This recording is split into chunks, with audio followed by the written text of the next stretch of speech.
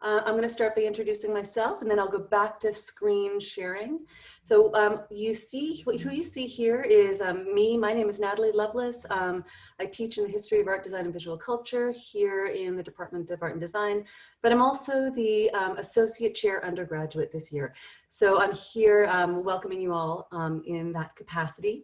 And in the room with us here, the other panelists include Cezary Gajewski, Marilyn Oliver, and Jillian Harvey, all professors in the department, who you'll be introduced to one by one as they represent the different areas of the department that they're a part of. And also Christopher Lee, Philip La, Annika Nyman, Micah Coopers, and Mariana Suarez Espindola. And they are all students in the Department of Art and Design who will also be sharing their experiences with you. So welcome. And now I'm going to go ahead and share the screen. So this is your art and design orientation. Welcome. And there we go. So your new student orientation, and apologies ahead of time for any kind of tech glitches. This is a new system for me, the Zoom webinar, so we're going to do our best. But what you'll notice is that in the corner on the bottom, you've got a Q&A option. So please do, as we go through the PowerPoint and go through our presentation, put questions in there and we will answer them as quickly as we can. We will do that throughout the presentation and then also at the end. And you'll notice in the chat function, I have put in the name of Caitlin Wells, who is the undergraduate advisor. And you can also email her at the end if any questions that you have haven't been answered by the end of the new student orientation. So the overview of what we're doing today. So first, the undergraduate associate chair welcome. That's what I'm doing right now. And then a brief overview of the department structure, which I will give you. Then I'm going to introduce you to each area: fundamentals, design, fine arts, HADVC, and a representative of each will share something about that area, and students will actually share their experiences as well. Then we have a list of resources and links in this PowerPoint, and then I'm going to put into the chat the link to this PowerPoint. So as we go through, don't worry about trying to capture the link or write things down. This PowerPoint will be shared with you at the end, so all of that will be there for you. And of course, the kind of star of the show today, your questions. So art and design. So art and design is a really interesting department. It is kind of like 3 mini departments in one department. We have the design area, which is industrial design and visual communications visual communications studies. Then we have the fine arts area, which has intermedia, print, sculpture, painting. And then we have the history of art, design, and visual culture, which covers work from kind of early modern through to today.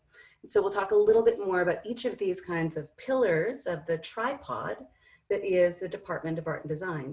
And there's a lot of overlap between these three, and then some really specific structures to each of these pillars of the curriculum. But the first thing that happens when you come into the department is fundamentals, and that cuts across almost all of it. And then you'll hear about that a little bit more in a minute. So this is, as I said, it's kind of like 3 departments in one with this fundamentals year that bisects everything. So first, I'm going to introduce you to Jillian, who is a professor in design studies, to talk through VCD and industrial design. Jillian, the floor is yours. Thanks, Natalie. Can everyone hear me? You can hear me? Okay, good. I can hear you, yep. Okay, great. Okay, so thanks to everyone for coming to hear about, thanks for everyone coming to the webinar, I guess. I'll talk a little bit about design studies. So it is one of the 3 main areas in the Department of Art and Design, as Natalie mentioned. We teach beginning and advanced courses in 2 subject areas. So VCD includes typography, photography, illustration, visual identity, and print design, as well as book design, web design, and interactive media. Industrial design, on the other side, includes product design, furniture design, service design, retail space design. We have a professor who does a lot of work in mini homes, devices and products for medical procedures and recovery. Both of our areas have a focus on design and health and have students that go on to work nationally and internationally as communication or design strategists, creative directors, service designers, and many other roles that design really plays an influence in. Some of our past students work at Lego, they work at Nike, they work at DDB, they work at Critical Mass, which is an international company, and then they work at various other startups in Edmonton internationally and nationally. In both VCD and ID, students have the option of doing a practicum where they can work in a studio, an agency, or a communications department, and they get credit for it. So this is a flow chart showing the 300 level, which is the light sort of purplish color, our 400 level classes, which are ID and VCD based, that are gray, the 500 level where we have practical design courses in orange, and then some of our other options, which are design practicums. So the first course that everyone takes is 300 level, and that's the foundations to visual communication design and industrial design. And some students even take both.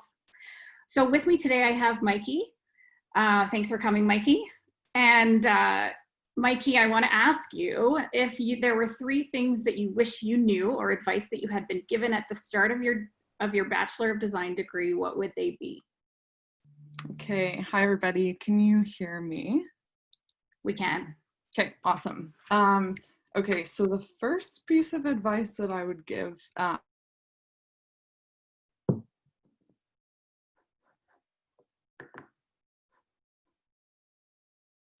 Oh, Mikey froze. I think you froze for everyone, right? Yeah, you froze. and inspiring. Wait, Mikey, I'm so sorry. You just froze for a minute. Could you start that again? You were just about to give us your pearls of wisdom. Okay, so the first thing, it would be to pay attention to your art history classes. They have become seriously some of the most useful and inspiring classes for me, and have really helped to inform the work that I do in my design studios. And the same goes for your other classes. I think design is really exciting because it's kind of the center of everything under the sun, and we have such an opportunity in our program to take what we're learning and thinking about in other classes and to apply it to our studios, which I think is really cool. The second piece of advice I would give, which I was reminded of recently in walking through a record shop this last little bit and being excited about like physical things in front of me, is that inspiration really does not come from the internet, and Pinterest and things like that can be really useful tools, but they can also be kind of an overload of possibility and this weird kind of sea of comparison where you don't get to see people's trials and failures, which is a really big part of the design process. And that's really what's cool about school, is getting to be alongside classmates and seeing their progress, and just learning from them and bouncing ideas around. So I'd say take advantage of the people that are in front of you, because that's a really unique part of school and learning in a classroom. Lastly, one of the biggest things that I've learned is that as much as I really get to decide what I'm going to learn in a class or a project, usually what I learn isn't even necessarily what I thought I would learn. So just kind of being open to that. At the beginning of my degree, I was really focused on the outcome to a fault, I think, and was really caught up in making things that I thought I would be proud of or could, hang on my wall or show people or do something with. And I guess I would tell myself to not be in class to get A's or to take things so seriously, but to just like explore and be open to the process of projects, and to occasionally let myself, start things without knowing where I'm going, because that's a big part of this program, I guess. So that's those are my 3 pieces. That's really great. Yeah, I echo a lot about what you're saying. That's really amazing. Thank you so much. And now we are going to move on just in service of time because, you know, there's much more we could say about everything, but we only have 45 minutes and that includes your questions. So we're going to move right on to Marilyn Oliver from the Fine Arts to introduce the Fine Arts area. Marilyn? Hello, everybody. Thank you very much for coming. It's great to be able to welcome you to Art and Design. So if we can we move to the next slide, please, Natalie? I'm just going to tell you a bit more about the different areas. So the fine arts or the fine art studio areas, we have a number of different classes which you can choose, and you can kind of make your own constellation of classes. But broadly speaking, they're drawing, intermedia, painting, printmaking, and sculpture. If we can go on to the next slide again, please, Natalie. And then within that, there's a whole range of classes. So in the early stages in painting, there'll be, and this is with all classes, there's maybe more of a focus on technical ability and gaining technical practical skills. So we start off with acrylic and oil in painting, and then screen printing, intaglio relief in printmaking, in drawing, classes which focus on figure drawing, life models, and more, then another one which is more conceptual. And then in sculpture, we have abstract sculpture and figurative sculpture. And then as you move on to the next level, it's more project-based, so maybe more conceptual project-based studios in all areas, again, in painting, in printmaking, intermedia, which there we focus more on digital art and installation, performance. And then in the other areas, as you move up to 400, 500 level, it's much more self-directed projects where you're really expected to find ways of making art that's really meaningful to you, and we support that in your individual projects. So it's, I think, a very exciting program. We're also really blessed with having amazing studios. So we have really internationally high quality studios in printmaking, sculpture, and painting, and in all the areas. So that's very exciting. And then on, as Gillian said, in design, there's also the opportunity to do special projects and practicums, which could be working in local art galleries. We also do practicums in the studios. When we meet Annika, we're very lucky that she'll be doing a practicum in the printmaking studios. Yeah, and then I think it's nice, Gillian also explained how, what people often go on to do. We have a number of our students who have gone on to do MFAs around Canada, but also internationally going to Europe to do MFAs and to the States too. And then in Edmonton, there's lots of artist-run centers and great organizations to support artists. So we see a lot of the students are very active in the community, very proud of that, working at Latitude, showing at Latitude, also at the AGA. Yeah, so I look forward to your questions later, but I'm gonna ask Annika now, if there were 3 things you could have been told at the beginning, what would those have been? Hi there, can everyone hear me? Perfect.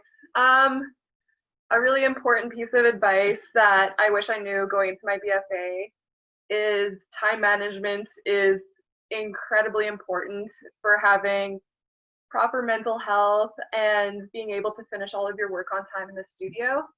A system that really worked for me to avoid all-nighters in the studio would be showing up early to studio classes and also staying late. Another piece of advice I would have is as a part of your studio classes, you'll be going through critiques every week or every couple weeks. I want to mention that critiques are not to be taken personally, even though they're very hard to hear sometimes. Your profs and your classmates have your best interest in mind, and they only want to see your work grow and to see you grow as an artist. Crits can be hard to hear, but they're really intended to help you grow. And the last piece of advice I'd like to give, or something I wish I knew before going into the program, would be to take risks in the studio. It's really hard to kind of let go and not view your work as precious all the time, and to maybe try something you haven't done before. But taking risks sometimes can make the most beautiful like not just beautiful, but make some of the most interesting work, or really elevate you as an artist. Even in the midst of failure, you can learn so many incredible things. So I really encourage people to take risks with their work. So yeah, thank you very much, Marilyn. All right, I'm going to unmute myself and represent the history of art, design, and visual culture now. So the history of art, design, and visual culture is, there we go. We teach courses that range from the early modern body through to contemporary activist art. And the first course you generally take is HADVC 100. So it's a 100 level course. It's designed to introduce you not to the kind of the history of art, design, and visual culture for all times and all places, but really the history of art, design, and visual culture as we teach it here at the U of A. So what you can expect from your profs at the 200, 300, and 400 level. So what are the tools and skills you need in order to do well in those courses, in order to think meaningfully about your practice as a designer, your practice as an artist, or your practice as an art theorist or design historian, or even curator, arts writer, depending on what kind of direction you envision for your future career. So at the 200 level, so the 100 level course introduces you to all of the areas in HADVC. And then at the 200 level, you take specialized courses with either Dr. Leanne McTavish on the early, who teaches on visual culture from the early modern period through till today, Dr. Joan Greer and Betsy Boone, who are really focused around the long 19th century, with Dr. Boone focusing on Latin America and Dr. Greer on design and sustainability. And then there's Dr. Claypool and Davis, Lisa Claypool and Walter Davis, who do East Asian studies and East Asian art with a focus on Buddhism and calligraphy for Dr. Davis, and contemporary art and design in East Asia for Lisa Claypool. And then, oh, can everyone still hear me? My headphones are doing weird sounds. Can you hear me? Okay, great. So if you can't, just give me the thumbs down and I'll take them out and go on to go off the headphones. And then in the kind of modern and contemporary moment, there's Dr. Harris, Stephen Harris, and myself, Natalie Lovelace.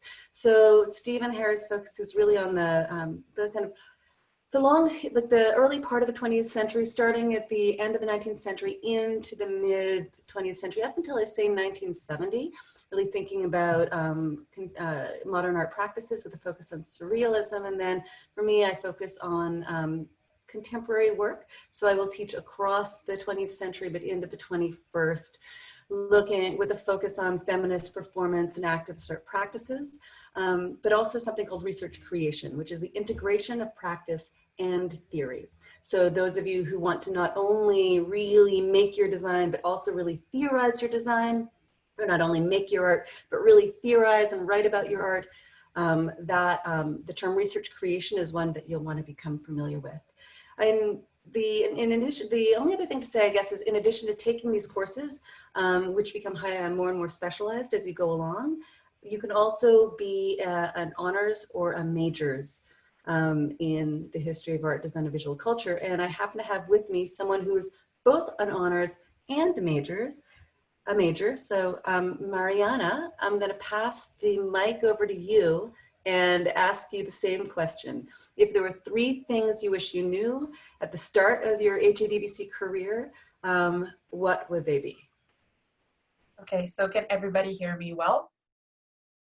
Yeah, cool. Okay.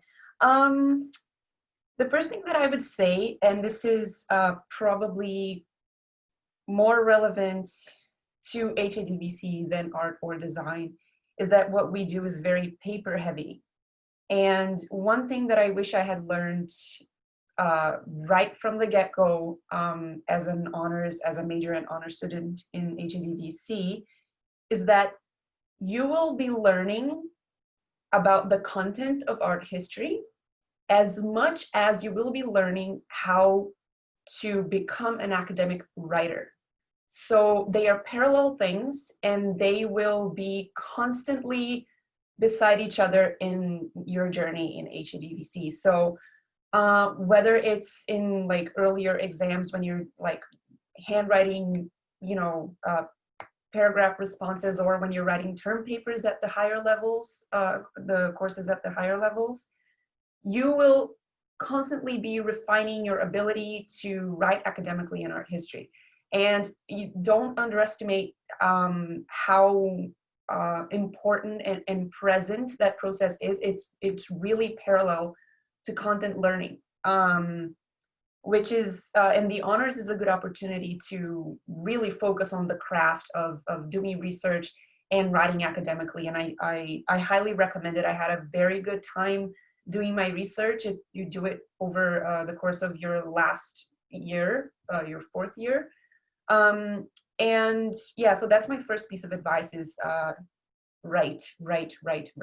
And there's lots of resources on campus that will really help you improve as a writer. And especially for those of us who are not, whose first language is not English, which is my case, it can be especially tricky to learn how to write academically in English. So keep that in mind and really just make use of the resources that are on campus, like the Center for Writers. They really, they put everything they have into it, and they're really helpful. The second thing that I would say, and this goes a little bit against something that another panelist, Mikey, I guess, said in the beginning, you know, about enjoying the process and having fun and everything, is what I have to say is GPA matters. And you will sometimes be told that it doesn't, and that, you know, we're all different in how we learn, how we deliver what we learn back for evaluation. But what I've learned is that with your GPA, you start getting little awards here, little grants there, and these little things that you get from your GPA being very good, they are already building your career, because this is like, you're in your undergrad, but this is already your career. You're already building things up. It's happening, it's now. And your GPA will help you little by little get little things that in the end, by the end of your degree, you will have a little list of grants and awards that you get just because your GPA is good enough for that. And it really helps you get further grants, and it just looks good on your resume. And I know it's hard, and I know that we tend to think, oh, it's just a number. In a way, that is true. And we know that people learn different ways, like I said, and we write exams differently. We have our own personal challenges, but just keep that in mind, that GPA can definitely make a difference in what your resume looks like at the end of your degree. And they do give you a little bit of money. And I know that we are all super stressed out about money as undergraduate students. So that's my second one. The third one is, don't lose touch with your psychological state and your body, because we get really caught up in the busy life of being an undergraduate, always really struggling to meet deadlines and go to class, and it can get really nutty. But always check in with yourself to make sure that if there's anything that is not quite right with your body or with your mind, your emotions, your thoughts are not in the right place, just constantly check in with yourself to make sure that you catch those things before it's too late, and that they have already impaired your performance, and they are already making you your productivity way lower than it could be. Like, it's the best way to make sure that you use your full potential as a student, to check in with yourself. Don't lose touch with your health, physical and mental. And again, there are great resources on campus for those who, if you feel like you need it. There is a walk-in clinic in the Student Union building, the sub, and there's also clinical, what is it called? Clinical and counseling services, I think, in the same building, just across the hall. Great resources, use them. It's a privilege that we have to be in this amazing university that gives us all of these resources don't lose touch with yourself, use the resources, and that's what I've got. Thank you, Mariana. That's wonderful. And yes, I've got links to all of those resources at the end of the PowerPoint that I'll also be sharing with you. So yeah, those are very, very important notes. So now we're going to move on to Cezary Gajewski, who is going to introduce you to the first year, for many of you, not all, fundamentals. Cezary? Thanks, Natalie. So art and design fundamentals, for those of you who are planning at all on taking any classes in art and design, and what I mean by any classes, I'm talking about the studio classes mostly. So that would be classes in design studies or classes in the fine arts areas, so painting, sculpture, drawing, intermedia, and so on and so forth. You have to go through art and design fundamentals. So art and design fundamentals are structured to be able to introduce you to both design and fine arts, the visual arts. Hence, we have two different classes. We have classes which are first year design classes, and we have also classes which are first year BFA, first year art classes.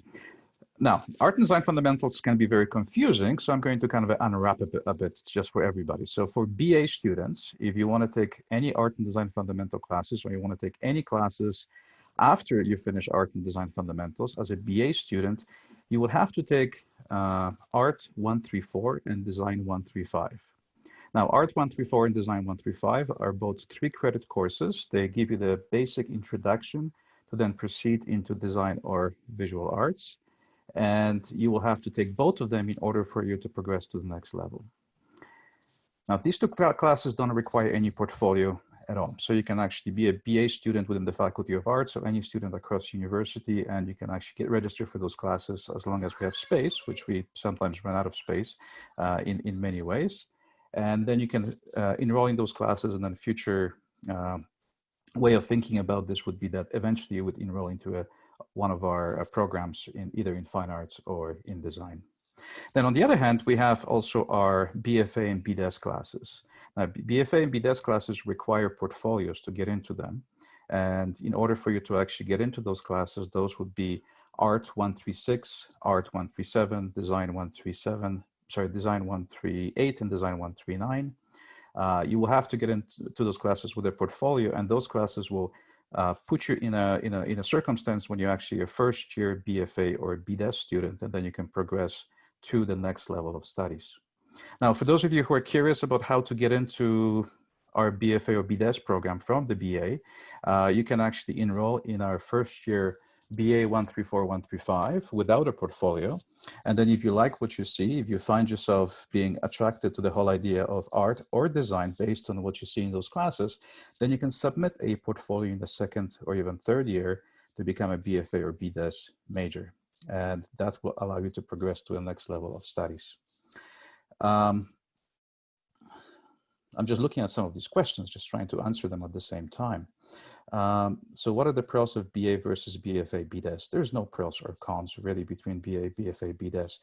There are differences. So BA program obviously is a BA majoring in art and design, and you take fewer classes within art and design, and you don't end up having a professional degree in BDES on BFA. That's the difference.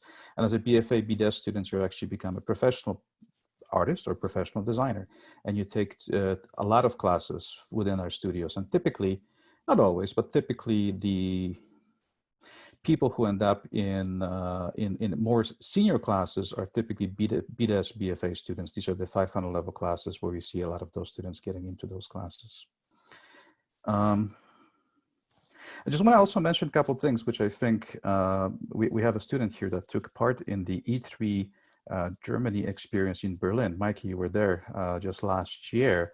And, obviously all of our students in the studio classes take fundamentals courses, so they can speak to that experience as well. And they can speak to what is required and how that first year prepares them for the next 3 years of their education.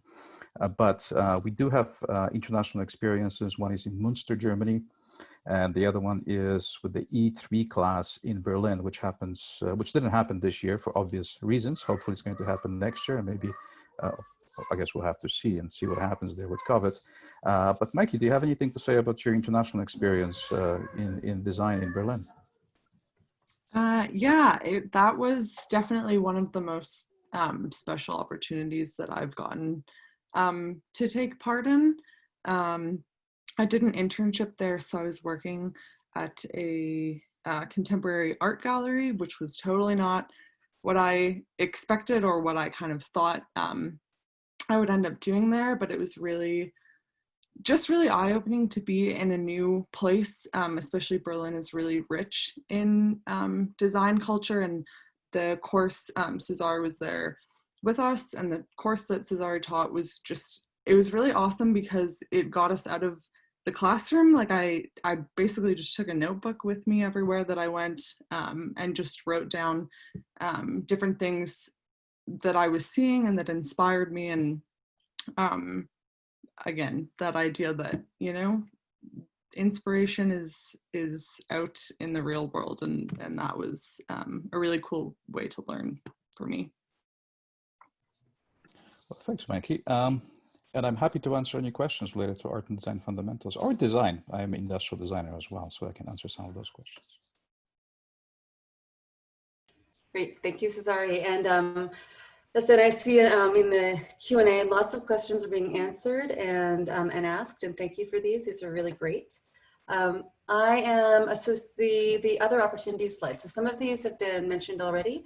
You know, in addition to being an honors, a major, doing all your work here in the university, there are study abroad or have been wonderful study abroad programs that there will be again post-COVID.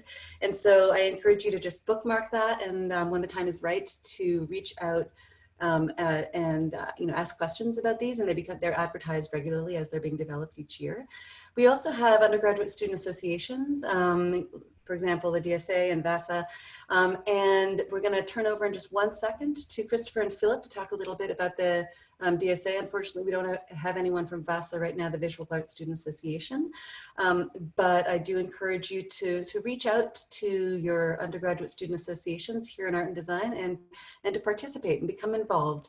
And also consider becoming involved in the student-run journal Spectrum, which is an interdisciplinary fine arts journal that is produced by art and design, drama, and music students. And the link is right here, and I'll also put that, I mean, you'll have this available when you have the PDF afterwards. And right before I turn over to Philip and Christopher, I'll also mention that every year, the Department of Art and Design has an amazing Visual Art and Design Forum speaker series. Some years we've had speakers almost every 2 weeks. Some years we have speakers every month. This year we're going to have speakers, you know, every week or two. There's so many folks who are taking advantage of the Zoomification of the world through COVID to bring lots of international people in to give us lectures from the different areas of expertise. So we have award-winning designers, artists, art historians, visual cultural theorists who will come and share their knowledge with you, and, you know, answer questions. And it's a great way to really support your education. And so with that said, Philip and Christopher, I don't know who wants to speak first, but would you like to say something on behalf of the DSA? Yeah, sure. You guys can hear me good? Yeah. Okay, cool. So hey everyone, I'm the director of the Student Design Association this year. So it's actually the SDA, not the ESA. And Philip here is the vice director. And we're both in our 4th years of industrial design. So we're going to talk a little bit about the SDA. So our group of 17 represent current undergraduate students and alumni from the University of Alberta who have taken design courses during their degree. We work actively to stimulate the local community by involving creating relationships with organizations in the city and hosting events for students and staff. One of our goals is to provide support and opportunities necessary to help design students find success within their studies. This year's a unique one, obviously because of COVID, but we're trying to create new opportunities and try and get everybody in the community still surrounding us within each other to interact online probably. One example is our pop-up shop called Built. It's one of our main events we do every year. It provides an opportunity for students to sell their work through our shop in order to give them experience of what it's like to sell products in the real world environment with customers. And I think Philip will talk about other opportunities as well. Yeah, and then similar to what Natalie said, similar to the VADF, we also do an on-design talk every year. But since this year we can't do in-person talks, we are starting a podcast So we're going to try, similar to them, get international speakers too. We want to try getting more of the people who were from U of A, so kind of similar to see what their experience was and see how they got into the career. And then another goal of ours this year is that we want to be there for students whenever we can, especially since the transition this year might be really hard for them. So ways we're doing that this year is, so if you guys have any questions, you can reach us by following us on Instagram or looking at the link that Chris is posting down there earlier. This is usually, we're more focused on answering questions related to the design, and then VASAs for the BFA program. But we are also launching soft launching a Discord community server this year. This is so we can actually post weekly updates and opportunities with all the students. And it's also a way for them to easily connect with us if they have any questions. But yeah, other than that, that's our really short talk about the SDA. Yeah, so Chris will post a link in a second. Yeah, they should actually be in the chat already. So feel free to click on those links and join us. And we look forward to talking with you in the future. Great. Thank you both. Thank you both. Okay, let me move back over from answering questions to the PDF. Okay, boom. So the last part of this PDF is just a bunch of links, right? So I'll just quickly say something about each of them. And then when I share the link to this PDF, you'll have all those links available. And then of course, as I mentioned at the very beginning of this introductory webinar, Caitlin Wells, your undergraduate advisor, is goddess of all things in terms of your program requirements, and she is a wonderful resource. And I recommend that any questions that are not answered during this short webinar, that you direct them towards her, and always you can send questions to me, and then I will make sure that whoever has the answer to them, that if I don't have the answer, I will get the answer. So first, your program requirements link is here. So this is your first line of defense. So let me take back what I just said. So I said go to Caitlin because she's the goddess of all things. She is. She's amazing. But your first line of defense is the links in this PDF. Go online, take the time, read through them. If the answer isn't here and you really need Caitlin, she will know the answer to whatever is not here. But there's nothing more frustrating to someone who is dealing with hundreds and hundreds of students than having them ask questions that are clearly marked in an online document. So here you have undergraduate program requirements. Here you have course registration and listings. Here you have dates, deadlines, graduation, and convocation. Those last two, those will be important to you later. As you move through your undergraduate career, make sure that you know ahead of time exactly what you need in order to graduate and convocate, because there's a lot going on in that last year. So do be ahead of the game on that, but also look at those dates and deadlines. You know, there are the dates for when you withdraw from a course. There's the dates for when you can withdraw without having to pay anything, or having to pay something but not having it marked on your transcript, etc. It's really important to have those. And if you're not in the right course at the beginning of the semester, shop around, get yourself into the right course, take ownership of your undergraduate trajectory in as much as you can, given the program requirements. Here's a link for Faculty of Arts general resources. And your calendar is in your U of A Alberta account, your ualberta account. Great. The last thing I want to say goes back to something Mariana was talking about, which is, oh, hold on, Siri is talking to me, go away. So what Mariana was talking about in terms of challenges over the course of your undergraduate career. So there are a number of different kinds of challenges you may face. If you have a challenge with an instructor around a grade, your steps are to talk to your instructor, then to talk to your area coordinator, or to Caitlin in the office. And if after having done that, you know, you still haven't gotten what you need, you can come and talk to me. My door is always metaphorically open, right? And I will say that I get a lot of emails. So if ever you email me and I don't respond in a timely fashion, I do try. Do not worry about pestering me, email me again, please. If you have a challenge with peers, your first step, if it feels safe enough, is to talk to your peer. Your second step is to talk to the instructor if the challenge is class related. And the third step is to talk to Caitlin or an appropriate University of Alberta office.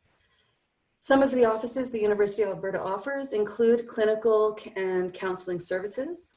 The link is here. They have one-on-one support as well as workshops.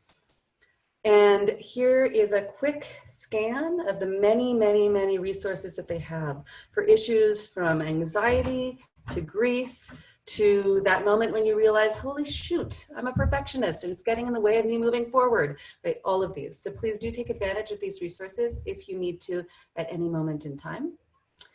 This slide has a link for general resources, and then the Academic Success Center, the writing resources and accessibility resources. All of these centers are pivoting for COVID and making things available online through webinars and Zoom, etc. I want to thank you, and I want to say that it is now 12:44. So we have made it within time for the 45 minutes allotted. I noticed that there's still a number of questions that are open. So I'll maybe ask all of the professors to look over there quickly, and students as well. If there's a question you know how to answer, please do answer it. And then I will also ask IST, who I think is muted but still listening. Do we get cut off in 1 minute? Does this all close down, or can we take a minute and just make sure we've answered all the questions? You have a couple minutes for sure. It'll Thanks, end Danny. when we end the meeting. Okay, great. So Danny said we have a few more questions, so a few more minutes. So let's go ahead and answer these last questions. And if you have any last burning questions, students who are out there who I can't see, please do throw them in there.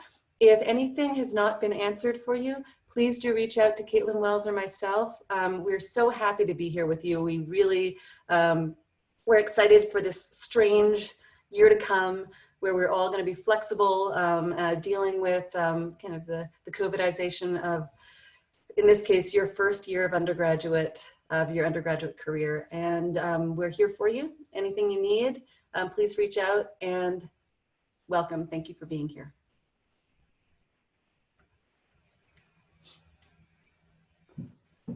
So Natalie, I Yep. am going to make you the host, and then I'll just bow out as I'm going to start another session in a minute. So you can Okay, take your great. time, and Perfect. when you leave, that will end the meeting. Great. Awesome. Thanks, Danny. Thank you. Have a great day, guys. All right, so the questions that I see left are, oh, where can we find this presentation after? Right, let me put that in right now. Thank you for that. I'm going to put that in. I'm going to stop screen sharing. And in the chat right now, I'm putting the link to this presentation. Boom. All right, so everyone's still here. The link to the presentation is there. So that's now answered.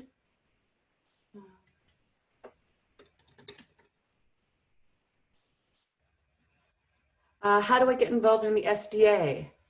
Christopher, do you want to mention?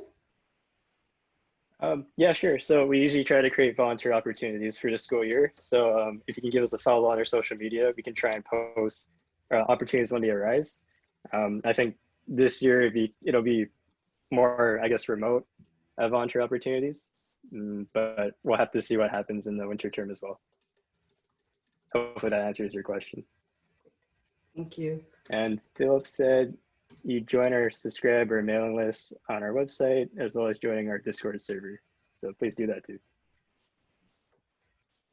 Okay, and it looks like we have one question not answered yet, which is, so is art and design as a major more broad and BDES than BDES and BFA? And what's the difference or pros and cons between the BA and the BDES BFA? Do Cesare, Jillian, and Marilyn want to say something about that before we bow out for the day? Sure. The difference between BA, BFA, and BDES, I can just quickly say something about that. So, BA program is, I mean, the students in the BA program, BFA, and BDES program will take exactly the same courses, more or less. The major difference is that the BFA and BDES students take much more of those courses, and they tend to get up to this more senior level of classes. So the engagement that one would have as a BFA and BDES student is much greater than the engagement that you will get as a BA major student, or obviously a BA minor in art and design would be just a few classes. So that's the major difference between one and the other. All right, well, thank you. There are no more questions. And so I want to thank Christopher, Philip, Annika, Mariana, Mikey, thank you guys for being here and sharing your insights. And Jillian, Maryland, Cesare, thank you for being so team awesome. And have a great day, guys.